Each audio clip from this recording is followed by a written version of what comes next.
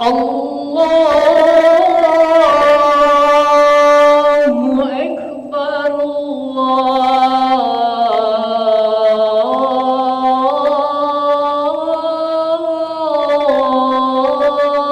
Allahu Akbar,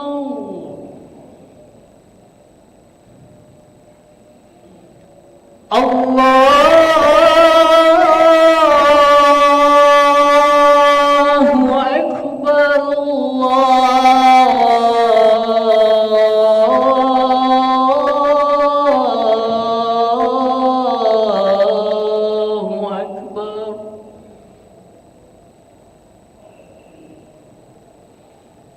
أشهد أن لا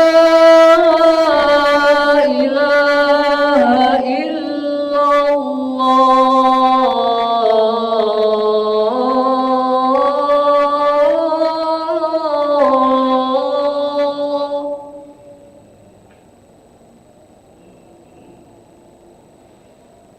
أشهد أن لا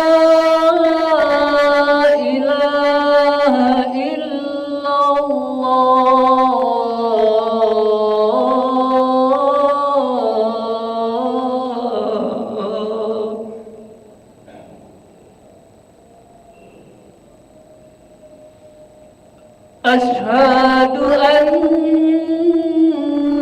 محمدًا رسول الله.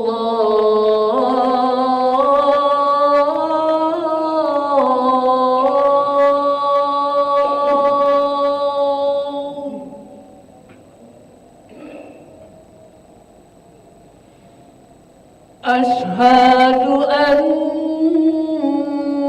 محمدًا رسول الله.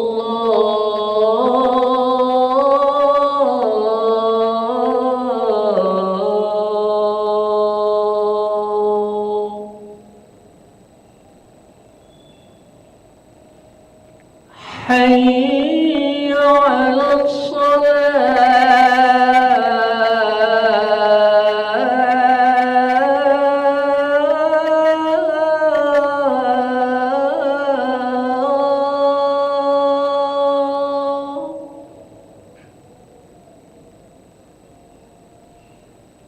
حي على حي على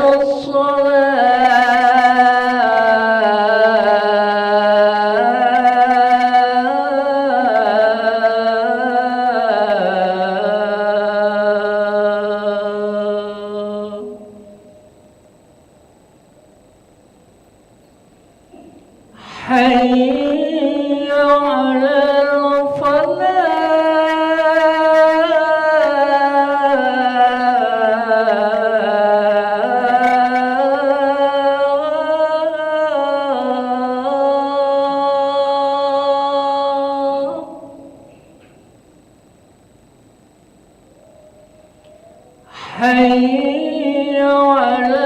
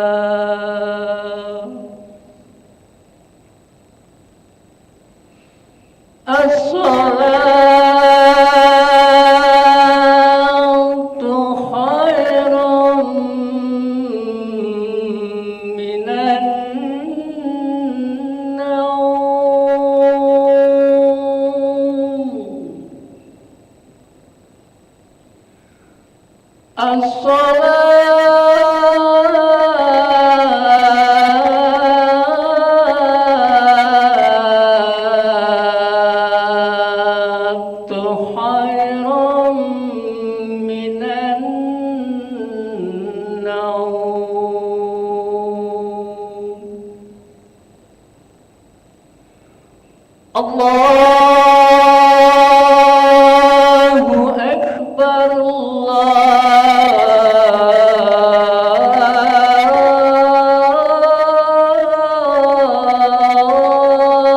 الله أكبر، لا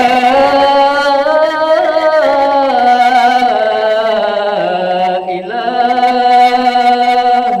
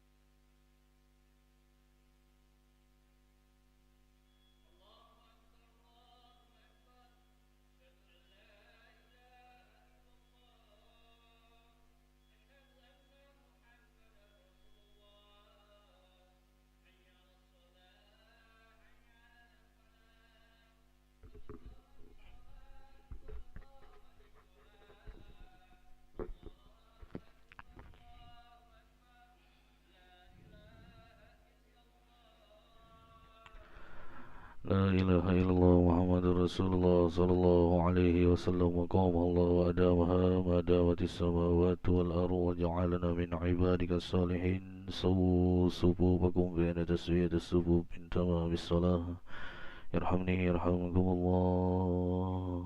Lurus rapatkan sabi. Rabbi a'udzu bika min hamazati syayatin wa a'udzu bika rabbi an yahdurun. Astaghfirullah. Salli wa nasuhi ma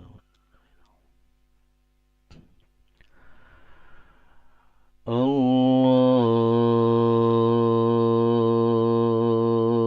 Akbar.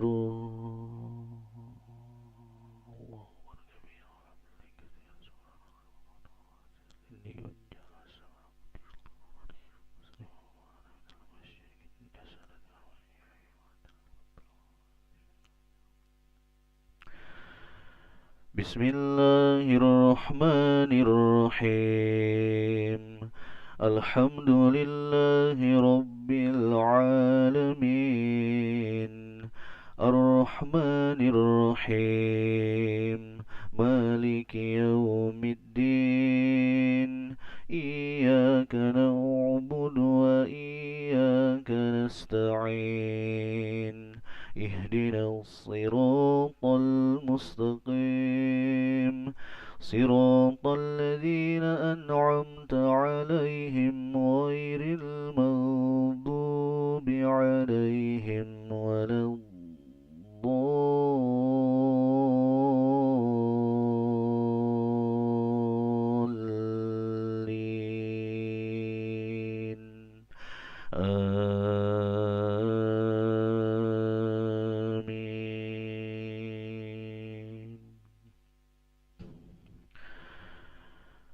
يا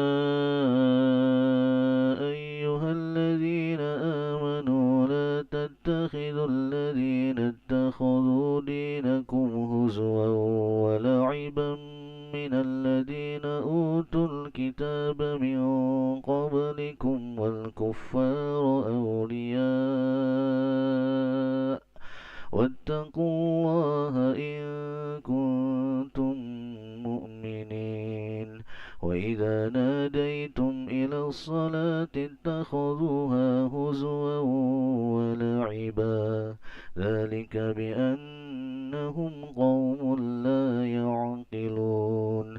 قل يا أهل الكتاب هل تنقمون منا إلا أن آمنا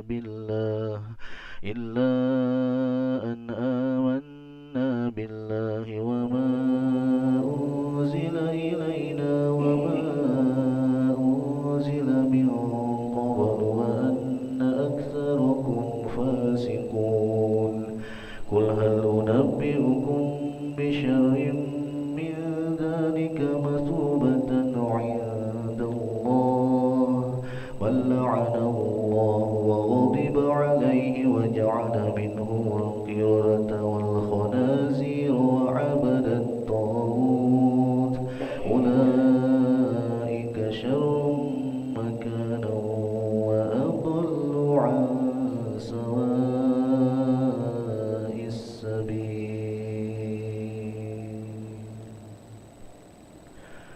الله أكبر.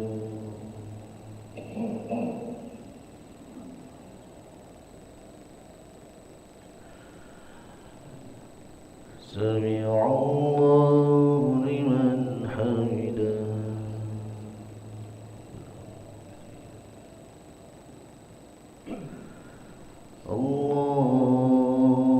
الله أكبر.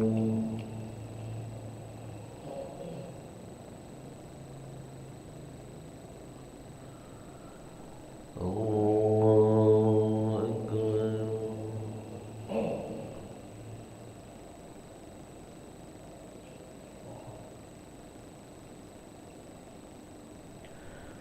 الله أكبر.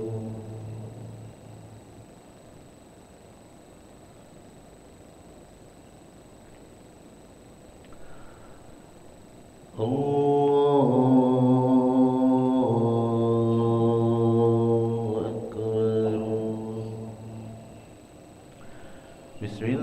الله الرحمن الرحيم الحمد لله رب العالمين الرحمن الرحيم مالك يوم الدين إياك نعبد وإياك نستعين اهدنا الصراط المستقيم صراط الذين أنعمت عليهم غير المغضوب عليهم ولا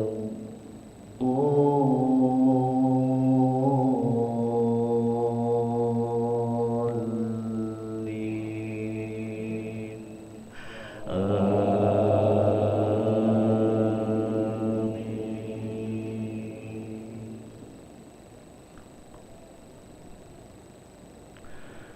وإذا جاءوكم قالوا آمنا وقد دخلوا بالكفر وهم قد خرجوا به والله أعلم بما كانوا يكتمون وترى كثيرا منهم يسارعون في الإثم والعدوان وأكلهم السحت لبئس ما كانوا يعملون لولا ينهاهم الربانيون والأحبار عن قولهم الإثم وأكلهم السحت لبئس ما كانوا يصنعون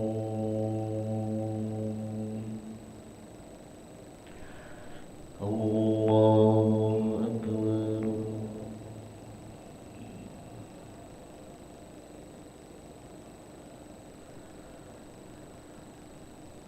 سمع الله لمن حمده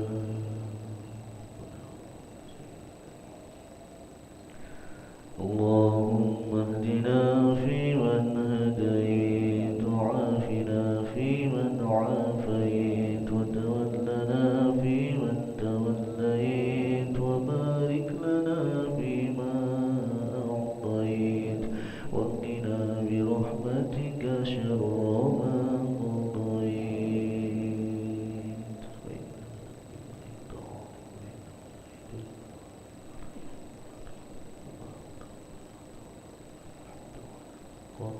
ونستغفرك ونتوب إليك وصلى الله على سيدنا محمد وعلى آله وصحبه وبارك وسلم الله أكبر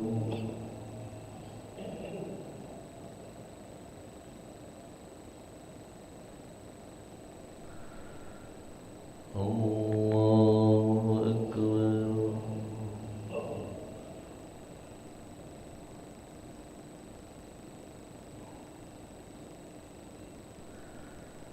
الله أكبر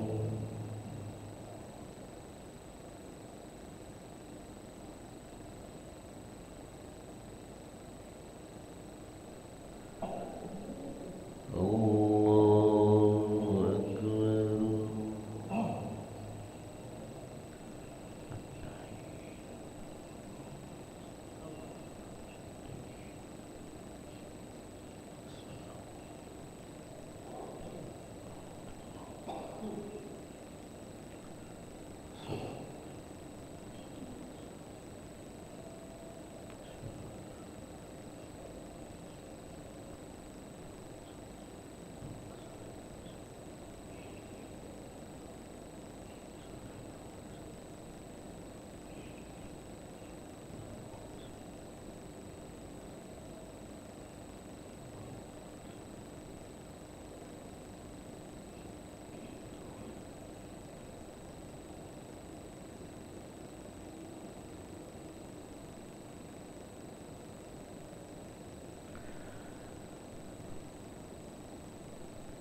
السلام عليكم ورحمة الله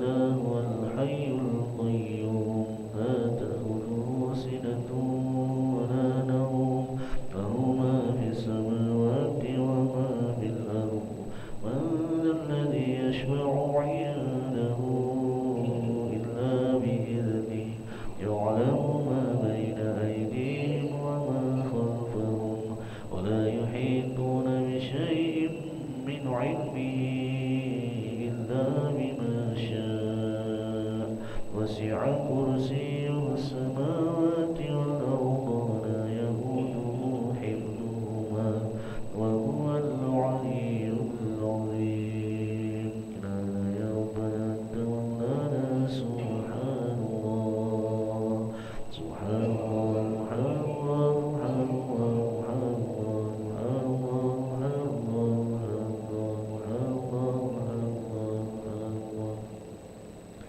سبحان الله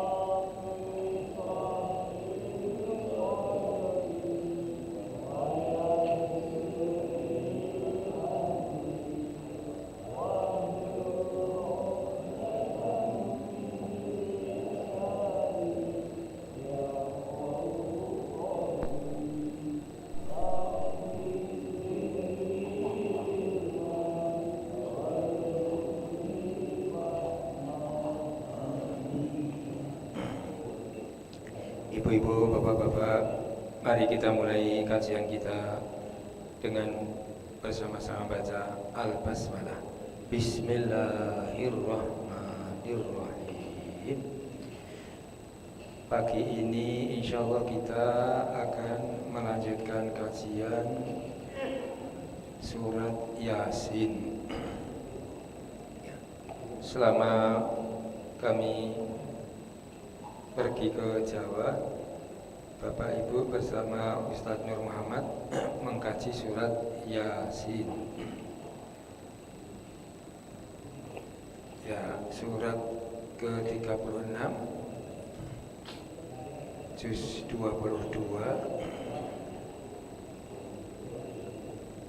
ayatnya saya tanya Ustadz Nur sampai ayat 16 atau berapa? Ya, sekitar itu ya. Nanti kita mulai 13. Mohon maaf, informasi kajian pagi ini agak terlalu malam. Tadi malam saya mengantar putri saya ke dokter gigi. Berangkat sebelum maghrib, pulangnya di atas jam 10 malam. Masya Allah. Antriannya panjang. Jadi terlalu malam. Beberapa hari yang lalu saya dipinjami Profesor Edi Matsalim tafsir Buya Hamka juz 23. Di sini di pengantar surat Yasin ini Buya Hamka menulis hadis Rasul tentang Yasin. Saya bacakan bismillahirrahmanirrahim. An Ma'qil bani Yasarin qala Rasulullah sallallahu alaihi wasallam iqra'uha ala mautakum, yakni Yasin. Hadis dari sahabat Ma'qil bin Yasar. Qala, ya Ma'qil berkata, Qala Rasulullah sallallahu alaihi wasallam, Rasulullah SAW telah bersabda, Iqra'uha, bacakanlah dia ala mautakum, pada orang yang mati di antaramu, yakni Yasin, yaitu surat Yasin. Nah, ini mautakum ini bisa orang yang telah wafat, telah mati, ataupun orang yang sakaratul maut, mau mati. Nah, ini Buya Hamka bercerita suatu hari, sore hari, rumah Buya Hamka menengok saudara di rumah sakit Pelni Petamburan. Nah, sebelum sampai ke kamar saudara yang dia tengok itu, Buya Hamka melewati suatu kamar pasien, di mana di situ ada seorang ibu sekitar berumur 50 tahun sedang dikerumuni oleh keluarganya, anak-anaknya.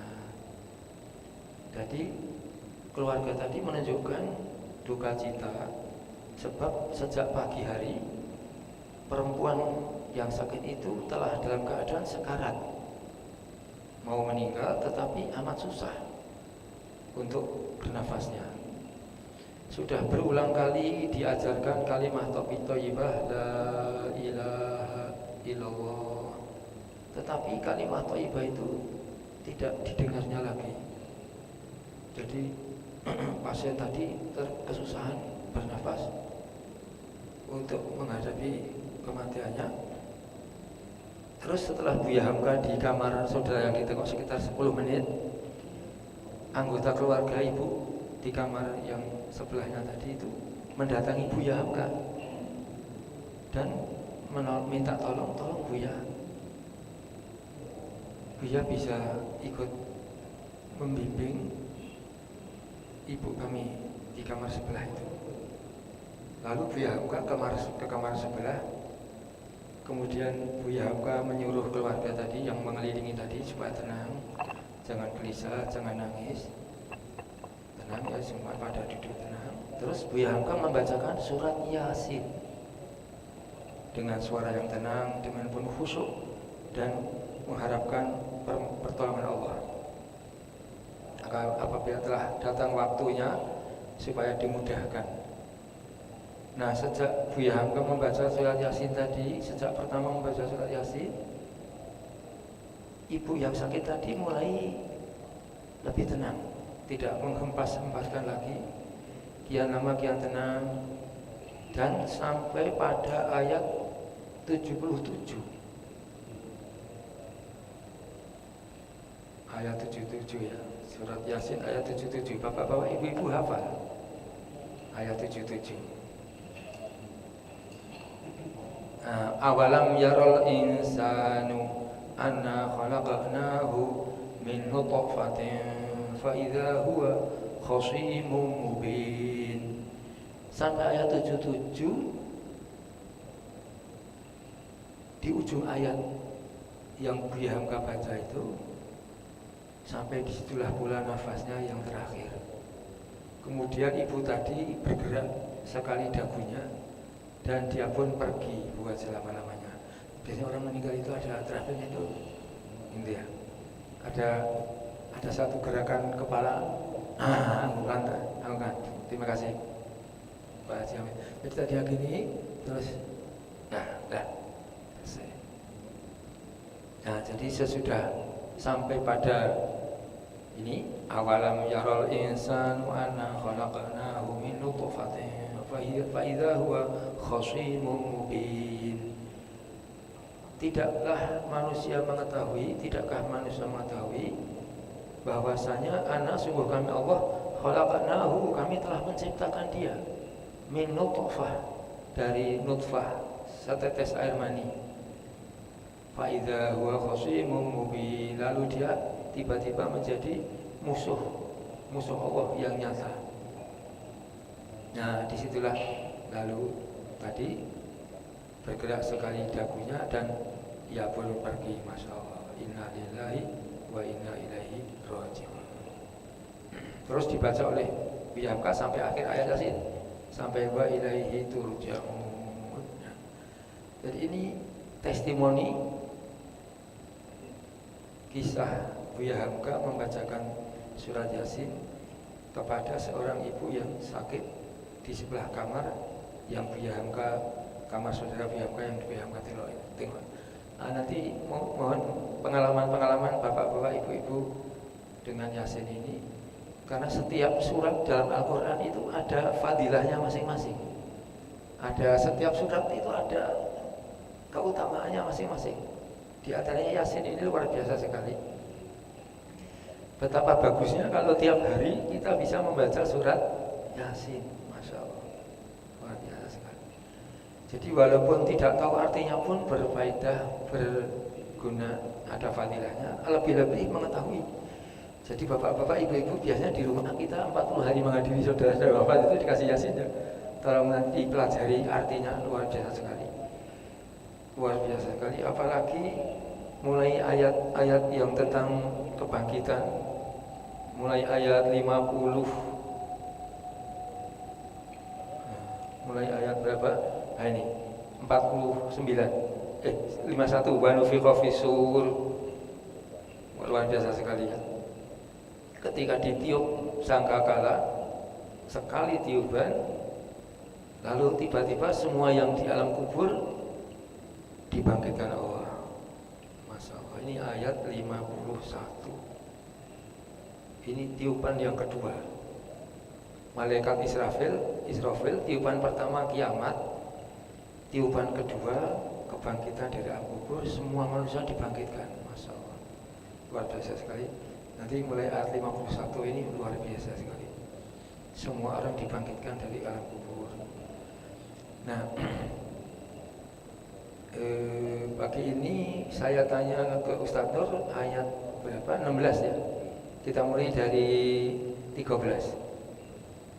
Dari 13 ini mungkin sudah pernah dipelajari, biar nyambung. Kita mulai ayat 13. A'udzubillahi minasyaitonirrajim. Wadrib lahum masalan ashabal qaryah idh ja'ahal mursalun.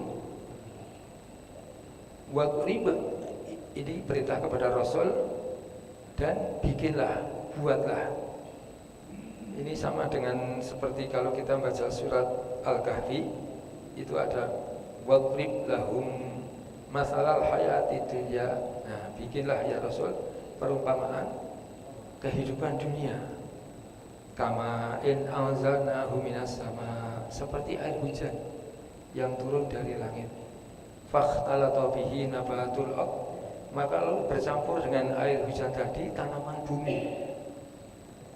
Lalu tanaman bumi itu tumbuh, semua pohon-pohon tumbuh dengan air hujan tadi. Lalu daunnya hijau subur, lalu berbuah. Setelah berbuah, kemudian daunnya menguning, lalu kering, terus daunnya lepas dari tangkainya, lepas dari ranting-rantingnya, lalu tadruhur riyah, lalu angin meniupnya. Jadi daun tadi setelah lepas dari tangkainya, dari rantingnya, terus lepas, jatuh, jadi daunnya jatuh, tadruhur riyah, lalu meniupnya angin, ditiup angin. Nah, ini kalau sudah ditiup angin ini seperti jenazah yang diangkut ke Sematang Buran, ke Puncak Sikuning. Nah, bayangannya seperti itu. Wadrib sama dengan di berbagai tempat ayat itu. Wadrib, buatlah, bikinlah, lahum, untuk mereka. Ini yang dimaksud mereka ini mungkin orang-orang kafir Quraisy ya. Nanti bisa dipelajari. Masalan perumpamaan ashabal qaryah, penduduk suatu negeri. Itu ketika ja'a, telah datang, hal, kepada penduduk suatu negeri tadi, al-mursalun, para rasul Allah. Dari rasul pernah mengutus rasul-rasul kepada suatu penduduk desa. ketika arsalna kami Allah telah mengutus ilaihim kepada mereka penduduk desa tadi isnaini, 2 rasul. Jadi penduduk desa tadi diutus oleh Allah 2 rasul kepada penduduk desa tadi. Fakadzabu, maka setelah rasul itu datang kepada penduduk desa tadi, fakadzabu, maka penduduk desa tadi itu mendustakan huma kepada 2 rasul tadi. Jadi tidak dipercaya, ajarannya dibantah. Fa'azzazna, lalu kami Allah memperkuat bisalisin dengan utusan Allah yang ketiga. Faqalu, maka ketiga orang utusan tadi berkata, jadi bahasa Arab itu setiap ganti pelaku ganti kata kerja. Jadi kalau 1 orang itu qala, telah berkata 1 orang. Kalau 2 orang qala, 2 orang yang berkata. Kalau qalu, banyak orang telah berkata, dihitung banyak mulainya 3. Jadi kalau bahasa Inggris 2 sudah banyak, kalau bahasa Arab 2 belum banyak. Kalau banyak mulainya 3. Jadi kelihatan bahasa Arab lebih detail, lebih rinci. Jadi kalau kita belajar bahasa Arab itu anak-anak yang bahasa Arab dilatih merubah kata kerja kalau berubah pelakunya. Nah itu dengan cara memasang pelakunya ada di ruas-ruas tangan kiri ini. Qala, qalu, qalat, qalata, qulna, qulta, qultuma, qultum, qulti, qultuma, qultunna, qultu, qulna. Jadi kalau berubah pelaku, berubah kata kerja. Tapi kalau kita bahasa Indonesia ini siapapun pelakunya sama kata kerjanya. Makan, aku makan, kamu makan, mereka makan. Nah, sekarang makan, besok makan, pokoknya makan. Jadi kalau bahasa Indonesia ini tidak ada perubahan. Kalau bahasa Arab ganti waktu, ganti bahasa Arab, ganti kata, ganti pelaku, ganti kata. Nah, maka di sini faqalu, maka ketiga utusan tadi berkata, inna, ini asalnya innana, sungguh kami bertiga ini ilaikum, kepada kamu hei penduduk desa, mursalun, kami bertiga ini adalah orang-orang yang diutus oleh Allah. Nah, jadi ini ayat 13 dan 14 ini menjelaskan tentang sejarah Rasul oleh Allah disuruh membuat suatu perumpamaan penduduk suatu desa yang dikirim oleh Allah para Rasul kepada penduduk desa tadi. Jadi ketika itu Allah mengutus 2 orang utusan kepada penduduk desa tadi. Fakadzabuhuma, ini kadzabu, mereka penduduk desa tadi, banyak penduduk desa tadi mendustakan huma kepada 2 utusan Rasul Allah tadi. Fa'azzazna, maka kami Allah memperkuat bisa lisin dengan utusan yang ketiga, Rasul yang ketiga. Faqalu, maka mereka 3 utusan tadi berkata, inna, sungguh kami bertiga ini ilaikum, kepada kamu sekalian hei penduduk desa, mursalun, kami ini orang-orang yang diutus Allah. Lalu penduduk desa mengatakan lagi qalu. Nah ini qalu yang kedua. Kalau qalu yang pertama tadi 3 rasul, sekarang qalu, penduduk desa mengatakan ma antum illa basyarum misluna, ma, tidaklah kamu sekalian, antum, kamu sekalian bertiga, tidak ada peran kamu bertiga, illa, kecuali kamu bertiga ini basyarun, manusia biasa, misluna, seperti kami penduduk desa ini. Wa ma anzalar rahman min syai'in in antum illa takdzibun. Wa ma anzalar rahman, dan Allah yang maha pemurah tidaklah menurunkan sesuatu pun min syai'in in antum, kamu sekalian bertiga tidak lain illa takdzibun, kecuali hanya pendusta-pendusta belaka. Masya Allah. Jadi ini penduduk desa ini malah nuduh ketiga rasul tadi sebagai para pembohong, para pendusta, ngaku-ngaku sebagai utusan Allah. Jadi betapa zalimnya penduduk desa tadi.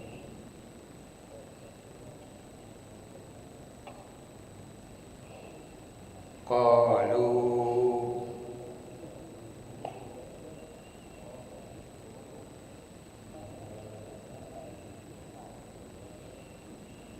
mereka berkata, ini mereka siapa ini? Mereka para rasul yang tiga tadi. Qalu, mereka rasul yang tiga tadi berkata, Rabbuna, Tuhan kami, ya'lamu, senantiasa mengetahui, inna, sungguh kami bertiga ini, asalnya innana, sungguh kami bertiga ini, ilaikum, kepada kamu wahai penduduk desa, lah benar-benar mursalun, orang-orang yang diutus oleh Allah. Jadi tiga utusan Allah tadi mempertegas, sungguh Allah Tuhan kita senantiasa mengetahui bahwa kami bertiga ini betul-betul utusan Allah kepadamu. Wa ma alaina illal balaghul mubin.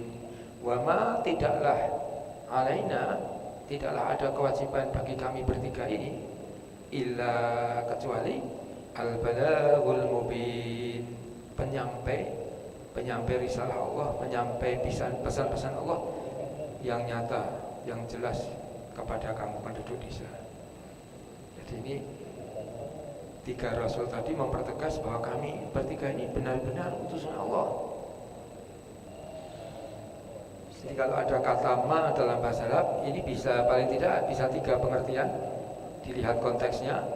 Ma yang pertama artinya tidak. Seperti ini.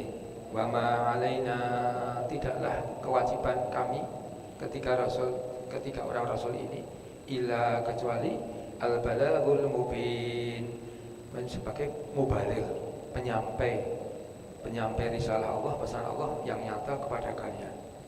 Terus arti ma yang kedua bisa berarti tidak. Arti pertama tidak, yang kedua ma bisa berarti segala apa saja.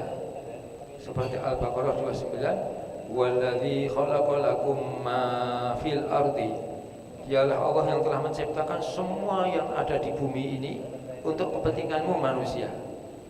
Jadi ma segala sesuatu, ayam, kambing, sapi, kerbau, kuda, semua tanaman-tanaman, buah-buahan, semua diciptakan oleh Allah untuk kepentingan kamu manusia. Jadi manusia boleh makan daging ayam, tapi dengan cara disembelih dengan membaca nama Allah, Bismillahirrahmanirrahim. Dengan nama Allah, dengan izin Allah, kami nyembelih ayam ini untuk dimakan dagingnya. Terima kasih. Jadi huwallazi, dialah Allah yang khalaqalakum, telah menciptakan Allah lakum, untuk kamu sekalian, ma, segala apa saja, fil ard, yang ada di muka bumi, yang ada di bumi. Jadi ma yang kedua segala apa saja, ma yang pertama tapi tidak. Terus arti ma yang ketiga itu bisa berarti apakah. Ma hadza, apakah ini? Nah, jadi lihat konteksnya.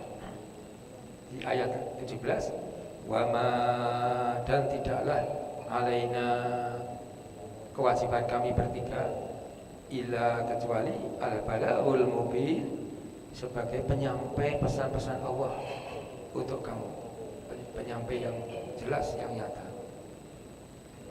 Penduduk desa justru menjawab, kalau mereka penduduk desa berkata, inna tatayyarna bikum, sungguh nasib malang kami ini bikum, sebab kamu, tiga rasul.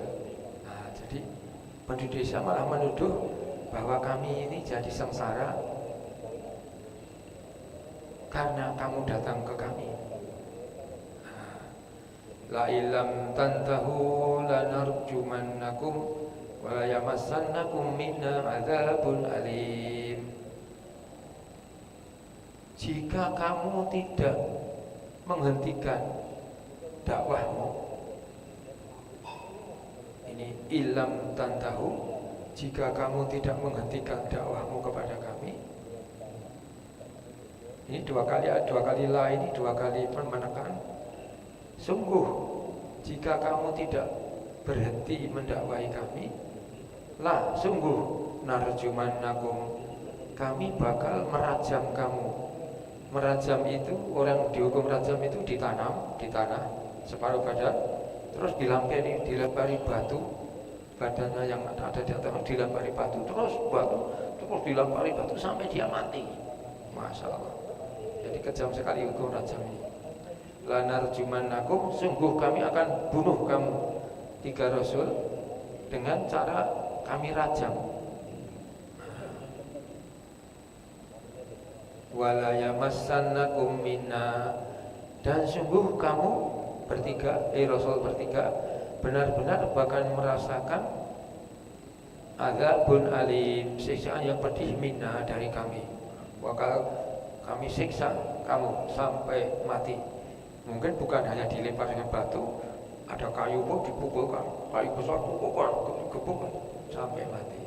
Nah, jadi ini ancaman dari penduduk desa, bukan menerima ajaran 3 rasul tadi, tapi malah mengusir supaya menghentikan dakwahnya. Kalaupun tetap berdakwah, akan merajam 3 rasul tadi dan akan menyiksa dengan siksaan yang pedih. Lalu 3 rasul tadi mengatakan, qalu, ini ketiga rasul mengatakan, ta'irukum ma'akum, kesengsaraan kamu itu ma'akum, bersamamu. Jadi karena kelakuanmu sendiri, karena sikapmu sendiri, kelakuanmu sendiri, itu yang menyebabkan kamu sengsara, bukan kami 3 rasul ini. A'in dzukirtum, apakah karena kamu diberi peringatan? Bal antum qaumun musrifun, bahkan kamu adalah orang-orang yang melampaui batas. Nah ini jadi ini maksud 3 rasul tadi mengatakan,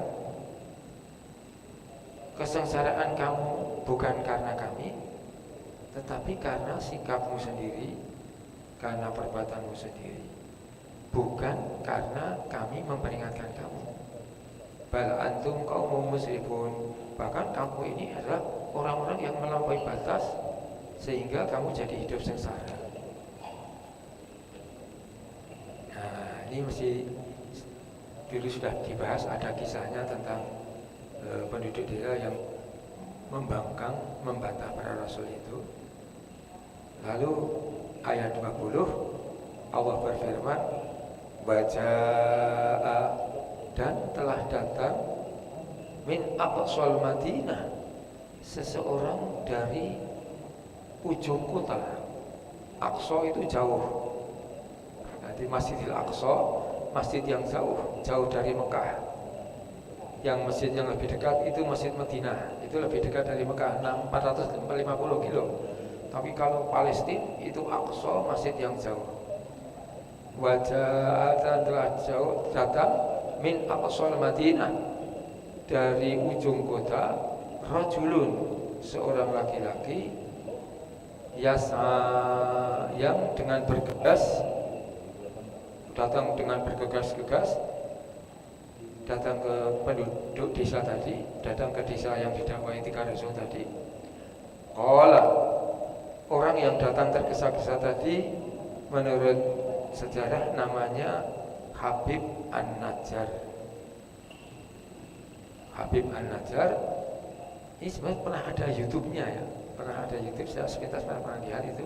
Habib An-Najjar itu datang memperingatkan kepada penduduk desa tadi. Qala, datanglah, berkatalah, datang lalu berkata Habib An-Najjar, ya qaumi, hei kaumku, penduduk desa ini, ittabi'u, ikutilah olehmu sekalian. Ini kata kerja ini kalau yang diperintah satu ittabi', kalau yang diperintah dua ittabi'a, kalau yang diperintah tiga ke atas ittabi'u, ittabi'a, ittabi'u, ikutilah olehmu kamu sekalian al-mursalin, para rasul ini, 3 orang rasul ini. Nah, jadi ini Habib An-Najjar memerintahkan kepada penduduk desa tadi, ikutilah 3 rasul ini. Ittabi'u, ikutilah kamu olehmu sekalian man orang la yas'alukum, yang tidak meminta kepadamu ajron, imbalan, upah dalam dia berdakwah. Wahum muhtadun, dan 3 rasul tadi mereka ini adalah orang-orang yang mendapat petunjuk dari Allah, diutus sebagai rasul. Nah, bapak-bapak, ibu-ibu, sampai di sini dulu sebagai pembuka ya. Saya sangat senang sekali. Ustaz Sulian Jaya, alhamdulillah sudah hadir. Bisa ditambahkan, tolong ke Ustaz Sulian Jaya. Mungkin pengalaman-pengalaman dengan surat Yasin ini. Silakan.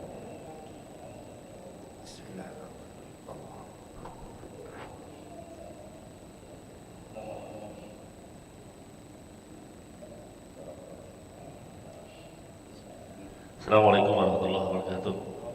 Masya Allah, kalau lihat kajian Kiai, mudah-mudahan kita semua termasuk orang-orang yang mendapatkan hidayah dari Allah Subhanahu wa Ta'ala. Karena utusan Allah itu 1, 2, 3 sampai 4 kali, masih mental juga. Jangan-jangan hati kita ini benar-benar tertutup dari keberkahan hidayah Allah Subhanahu wa Ta'ala. Tuib Kiai, saya teringat dengan kisah yang disampaikan oleh Kiai di kitab yang disampaikan oleh Profesor Edi Masalim. Sekitar beberapa waktu yang lalu, ada masih kerabat jam 2 malam di rumah sakit yang dalam keadaan sekarat ini minta tolong anaknya untuk menghubungi saya. Jam 2 malam. Jadi jawab sama anaknya, ya, tidak mungkin kita hubungin karena ini jam 2 malam. Tapi Bapak Ibu, ada sesuatu yang menggelitik malam itu. Karena kenapa? Saat saya dalam kondisi qiyamul lail, tiba-tiba wajah yang memanggil terpampang. Yang sakit dilihat dari HP. Ada apa ini? Ternyata sudah beberapa hari beliau ini tidak sadar, dan tiba-tiba malam hari itu sadar dan teringat dengan anak. Ini menarik karena kenapa Kiai? Setelah ngomong sama anaknya, tiba-tiba tidak sadar lagi. Masya Allah. Jadi sadar untuk ngomong, terus tidak sadar lagi setelah ngomong tersebut. Ditelepon jam 4 subuh menjelang azan. Saya ngomong saat itu insya Allah datang setelah sholat subuh. Nah, begitu sampai di rumah sakit Muhammad Husin, saya ucapkan Assalamualaikum, Waalaikumsalam. Beliau yang sakit ini tiba-tiba buka mata, meluruskan badannya dan langsung ngomong, tolong baca surah Yasin untuk saya. Nah, anak-anaknya ini sekitar orang 4 waktu itu bingung kenapa ayahnya bisa terbangun dengan diucapkan salam. Saya sendiri tidak tahu, tidak sadar seperti itu, bahwa alam. Nah, waktu membaca surah Yasin, Kiai, almarhum ini bisa mengikuti bacaan, dari awal sampai ayat yang dibaca tadi, Kiai. Nah, setelah itu tidak sadar dan tangannya bersedekap. Tidak lama beliau bersedekap mengucapkan innalillahi wa inna ilaihi rajiun dan wafat. Jadi teringat dengan kejadian seperti itu. Maka kalau umpama kami pernah mengalami hal-hal seperti itu, jadi Yasin ini memang menjadi bacaan tersendiri menjelang tidur. Kadang-kadang saat tidur juga membaca surah-surah yang lain. Dan waktu di pondok juga ternyata ya ini pengalaman-pengalaman. Waktu kita tidur sama beberapa anak, karena di pesantren itu kan kadang-kadang satu kamar terdiri dari 10 sampai 20 anak. Ada yang tidur di lantai, posisi di mana-mana. Dan masing-masing saat tidur, Ustaz Aibar mungkin karena waktu kita di Masjid Agung, semua anak itu ada yang mimpi, tapi mimpi mereka itu baca Al-Quran. Jadi sampai sekarang kayak mudah-mudahan surah Yasin ini, surah Kahfi dan surah-surah yang lain itu terus hidup di hati kita ini untuk menjaga diri kita ini dari sesuatu yang tidak diinginkan dalam kehidupan pribadi. Karena benar kata Kiai tadi, setiap surah Al-Quran itu ada fadilahnya dan setiap surah di Al-Quran itu akan memberikan kebaikan bagi diri kita. Itu mungkin pengalaman Kiai. Kalau mau membaca, mau alam nantilah. Ya, terima kasih. Assalamualaikum warahmatullahi wabarakatuh. Waalaikumsalam warahmatullahi wabarakatuh. Terima kasih Ustaz Jaya menambah wawasan kita tentang Yasin. Luar biasa sekali. Ada yang lain pengalaman-pengalaman dalam ya silakan Pak. Ya, assalamualaikum warahmatullahi wabarakatuh. Waalaikumsalam. Tapi ini sekedar ini saja ya pemahaman saya secara pribadi. Mohon maaf kalau salah gitu ya. Ya saya harus hati-hati juga karena memahami ayat ini ya. Gimana lah kalau seandainya yang saya pahami bahwasanya ayat 13 sampai 16 ini ada dua kata inti ya. Dua kata inti yang muncul. Tetapi kalau seandainya tidak benar, ya mohon diperbaiki. Kata intinya itu adalah penolakan kebenaran. Nah, penolakan kebenaran itu. Nah, jadi kata inti bait 13 sampai 16 itu adalah penolakan kebenaran. Nah, bentuk penolakan kebenaran itu, bentuk-bentuknya itu yang kita coba angkat ya, jadi ada 5 ya. Pertama adalah meremehkan pesan. Misalnya, dia cuma manusia biasa. Nah, gitu ya. Ini yang saya baca di sini kan. Yang kedua, meminta standar yang mustahil. Ya, meminta standar yang mustahil. Misalnya meminta sesuatu yang dibuktikan yang sulit dimunculkan kan. Misalnya bagaimana menghidupkan lagi orang yang mati, misalnya seperti itu kan. Jadi itu contoh-contoh penolakan kebenaran. Kemudian ketiga adalah menyamakan kebenaran dengan opini. Nah ini ya, menyamakan. Jadi ya itu pendapat Anda atau pendapat saya begini, nah gitu. Walaupun pendapat yang sudah berkembang adalah pendapatan berdasarkan kebenaran hadis Nabi, gitu kan. Nah terus muncul opini dia sendiri gitu ya. Yang keempat adalah menunda tanpa niat untuk menerima. Ya misalnya nanti saja dipikirkan gitu. Terus yang terakhir adalah menyerang motifnya tuh ya. Diserang tuh motifnya itu apa? Misalnya motifnya pengen tenar, motifnya kepengen ini, motifnya kepengen itu. Tapi sebetulnya yang diserang itu harusnya argumen dia gitu loh. Argumen dia berbasis Al-Quran tuh berapa apa sebenarnya argumen itu kan, tapi ini diserang motif.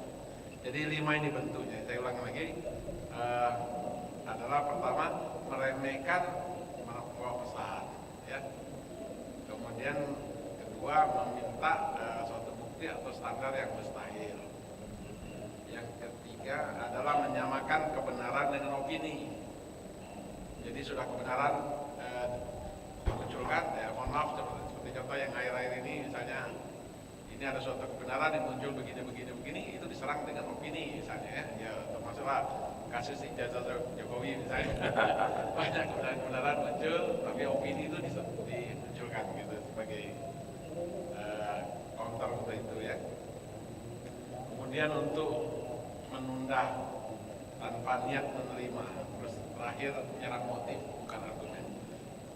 Mungkin bisa ditambahkan oleh ustaz-ustaz lain ustaz dan atau mungkin ya yang pendapat ini banyak sekali yang saya lihat ini ya, di dalam Al-Quran ini, ayat-ayat Al-Quran itu yang berisi, yang berkata inti atau dengan kata kunci menolak kebenaran ini. Apa istilah kalau bahasa Arabnya menolak kebenaran ini? Degil apa? Degil itu bahasa Palembang. Itu saja, terima kasih. Terima kasih Pak Edi Ahmad, Masya Allah luar biasa menambah wawasan kita. Jadi menolak kebenaran itu ya kata kafir itu Pak. Ya kafir, kalau bahasanya kafir, menutup hati hidayat Allah. Jadi cover buku, ini buku ini hard cover. Nah, cover itu jadi kalau bahasa kafir, menolak kebenaran. Bapak-bapak, ibu-ibu, sekarang ke Ustadz Ibar. Nanti terus Pak Danarto ya. Terakhir Ustadz Hambali atau Pak Joko silakan. Ya, silakan Ustadz Ibar. Ya, terima kasih. Assalamualaikum warahmatullahi wabarakatuh. Baiklah, kami ingin memberikan pendapat tentang ayat ke-13 dulu terlebih dahulu dalam surah Yasin ini. Ini adalah menjadi ayat yang diturunkan kepada Rasulullah SAW yang bermula ketika Rasulullah SAW menghadapi kaum kafir Quraisy pada saat itu. Lalu karena kerasnya kaum kafir Quraisy untuk menerima Islam sebagai agama, maka Allah Subhanahu wa taala berfirman kepada Rasulullah SAW dengan menurunkan ayat ini agar memberikan contoh, wadrib lahum masalan ashabal qaryah. Buatlah suatu perumpamaan bagi mereka kaum kafir, yaitu penduduk satu negeri. Ashabal qaryah ini dalam kitab Ibnu Katsir itu menyebutkan bahwa satu tempat yang bernama Antakiyah, atau kalau sekarang ini disebut dengan Suriah di negara Jazirah Arab, Al-Bidayah wa Nihayah, itu adalah satu tempat yang disebutkan di dalam yang dimaksud dengan Ashabal Qaryah ini. Irja ahal mursalun, ketika para utusan datang kepada mereka. Dan cerita ini mengenai Antakiyah ini adalah sebelumnya telah datang para rasul, tidak hanya 2 bahkan 3 para utusan-utusan Allah yang mereka tetap saja keras hati mereka tidak menerima risalah yang disampaikan oleh para rasul. Di antara para rasul tersebut yang datang kepada Antakiyah ini adalah Sam'un al-Ghazi, itu di zaman Nabi Allah Musa alaihi salam diutus. Sam'un ini kalau dalam bahasa Israeliat, Sam'un ini Samson, Pak. Yang dimana raja pada saat itu hampir sama wataknya seperti Fir'aun, keras, kemudian zalim dan lain sebagainya. Namun tidak demikian apa yang diharapkan dari Sam'un al-Ghazi ini.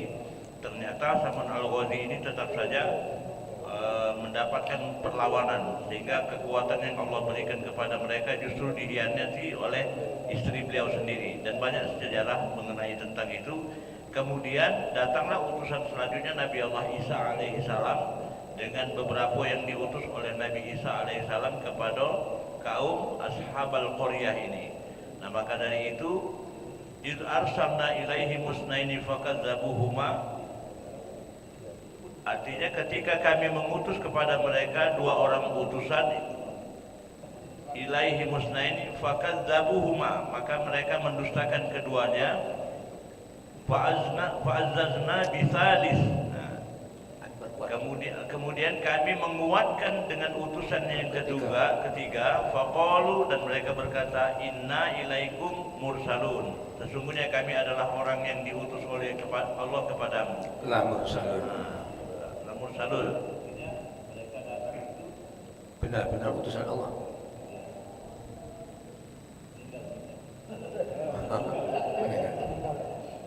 Betul. Nah, jadi barangkali itu mungkin yang menjadi bagian daripada bagaimana orang-orang kafir terdahulu, sehingga di ayat yang lain di dalam Al-Quran surah Al-Mulk ini gambaran termasuk bagi kita semua bahwasanya Nabi dan Rasul terdahulu telah diutus oleh Allah ke negeri-negeri yang memang mereka itu memiliki kekuatan daya bantah mereka itu luar biasa, Pak. Maka digambarkan di dalam Al-Quran surah Al-Mulk, Allah berfirman ketika neraka itu hampir meledak, terpecah-pecah saking marahnya, sehingga penjaga pintu neraka itu berkata kepada penghuninya, alam ya'tikum nazir, tidakkah datang kepadamu seorang pemberi peringatan? Maka mereka berkata, penduduk neraka itu, qalu bala qad ja'ana nazir, benar sungguh telah datang kepada kami pemberi peringatan, fakadzabna, akan tetapi kami dustakan mereka, wa qulna, dan kami katakan, ma nazzalallahu min syai', tidaklah turun dari Allah kepadamu sesuatu apapun. Maka malaikat berkata, in antum illa fi dhalalin kabir, sesungguhnya kamu dalam keadaan dalam kesesatan yang besar. Dan mereka penduduk neraka yang menyesali akan perbuatan mereka, qalu law kunna nasma'u aw naqilu ma kunna ashabis sa'ir. Mereka berkata, coba dulu ketika kita hidup di dunia, mau mendengar au naqilu, atau mau berpikir, ma kunna fi ashabis sa'ir, mungkin barangkali tempat kita bukan berada di neraka sa'ir ini. Nah, mengenai ayat yang berkaitan dengan apa yang telah disampaikan Ustaz Sulian mengenai surah Yasin ini, benar Pak, ada ruh di dalam surah Yasin ini, sehingga surah Yasin ini kalau kami perhatikan di beberapa tempat, baik di masjid, musola atau kampung-kampung, banyak orang yang menghafal surah Yasin ini Pak. Tapi hebatnya mereka hafal surah Yasin, tapi mereka tidak bisa ngaji Pak. Hafal saja tapi tidak bisa ngaji Pak. Tak bisa ngaji. Nah, ini salah satu kekuatan sebagaimana tadi sudah disampaikan oleh Ustaz Burhan, bahwasanya surah Yasin ini memiliki keutamaan dibandingkan surah-surah yang memang mengkhususkan kepada ayat-ayat yang berkenaan seperti Abu Lahab, tabbat yada abi lahabin wa tab, dan lain sebagainya. Barangkali ini mungkin yang dapat kami sampaikan Ustaz Burhan. Mungkin selanjutnya. Terima kasih Ustaz Ibar, Masya Allah, luar biasa menambah informasi kita sekalian. Jadi betul Pak, dulu waktu kecil itu ngapal Quran itu ngapal hafalan, bukan baca begini, ngajinya hafalan. Pak Joko silakan menambahkan dari kamu. Assalamualaikum warahmatullahi wabarakatuh. Waalaikumsalam warahmatullahi. Semoga kita semuanya, majelis tadabbur, ibu-ibu, bapak-bapak, sentiasa berhidayah dan sentiasa dalam keadaan segar bugar. Amin ya rabbal alamin. Ustaz Burhan, jadi pagi ini menarik. Saya ingin sampaikan dulu pertama, karena tadi dibuka oleh riwayat atau sejarah Haji Abdul Karim Amrullah Hamka. Hamka itu bukan saja seorang ulama, tapi juga seorang sastrawan, juga seorang politikus, orang Sumatera Barat. Sayang Pak tidak ada. Bangganya dengan Hamka itu. Okay. Perjuangannya sebelum Republik ini merdeka. Ketika beliau menjadi salah satu pemimpin-pemimpin daripada harian-harian, tidak ada beberapa harian-harian atau koran-koran terbuka di Sumatera dan khususnya Sumatera Barat sampai ke Medan dan Aceh. Beliau itu rasanya mungkin ya, cara bahasa kita, aku nila, bolehlah kira-kira. Karena pimpinan redaksi, punya harian, punya majalah, punya dan sastranya banyak sekali. Bahkan ada yang fiksi juga. Nah, ketika dia mendapat hidayah sehingga Hamka itu, saya pikir saya perlu lebih luas lagi. Maka hijrahlah dia ke Jawa tahun 1927, jauh sebelum merdeka. Ketika ke Jawa, barulah dia merasa samudra wawasan yang begitu luas itu ada di Jawa. Di Jogja dia itu, mereka di Jogja baru merasakan ketemu dengan para ulama, dengan orang-orang yang alim, ulama lah ya, baru makin terbuka. Maka apa yang selama ini menjadi inspirasi beliau keluar semua.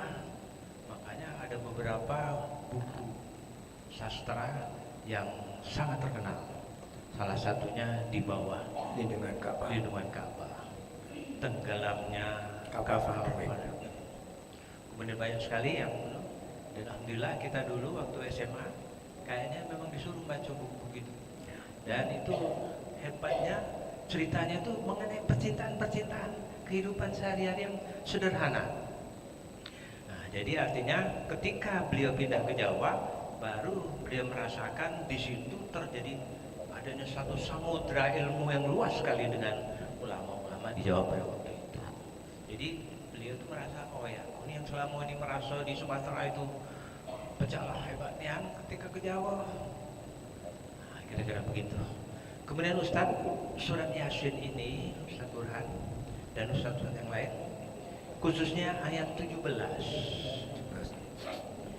Bismillahirrahmanirrahim. Wa ma alaina illal balagul mubin. Ini melihat perjuangan Nabi Allah ini, sepertinya ini sudah pecah di seluruh dunia, pecah hampir-hampir putus asa. Nah, bagaimana nih riwayat ayat ini? Dan saya sepertinya kalau tidak salah, bukan di Yasin aja ayat ini, ada di beberapa ayat yang lain. Jadi kira-kira agak tersudut atau terdesak ya, kita aku ini cuma nyampaikan baik. Yang lain tuh ngomong, kamu tuh sama baik, manusia biasa baik. Nah, bagaimana riwayatnya ini sehingga ayat ini 17 ini memang dijelaskan di ayat 18, 19, kesalahan itu ada pada diri kita. Nah, cuman maksud saya ya agak iba, agak kasihan nih kok perjuangan Rasul ketika membaca arti dari ayat 17 ini. Kasihan seolah-olah terdesak atau sudutnya. Nah, mohon komentarnya para ustaz berkaitan dengan ayat ini, karena ayat ini menurut hemat saya ada di beberapa surat-surat yang lain. Terima kasih. Assalamualaikum warahmatullahi wabarakatuh. Waalaikumsalam. Terima kasih Pak Joko. Silakan Pak Haji Ambali. Terima kasih nambah wawasan kita ya. Assalamualaikum warahmatullahi wabarakatuh. Waalaikumsalam warahmatullahi wabarakatuh. Semoga kita semua sehat selalu.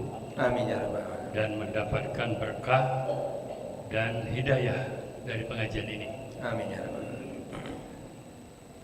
Allah itu mendahulukan rahmat. Rahman didahulukan oleh Allah. Seluruhnya orang mukmin, orang kafir mendapatkan rahmat. Maha murahnya Allah. Ya. Kemudian kita iri orang kafir tidak pernah sholat, tapi dia rezekinya banyak. Orang yang selalu sholat rezekinya sempit. Nah, itu kan. Tapi ketahuilah nanti rahmat itu diberikan kepada mereka yang non muslim, itu adalah istidraj. Nikmatilah, nikmatilah, mereka tidak bersyukur, mereka tetap kafir. Allah mengatakan, aku kaya, kamu miskin. Itu kan? Kamu sholat, aku tidak ada untung, kamu tidak sholat,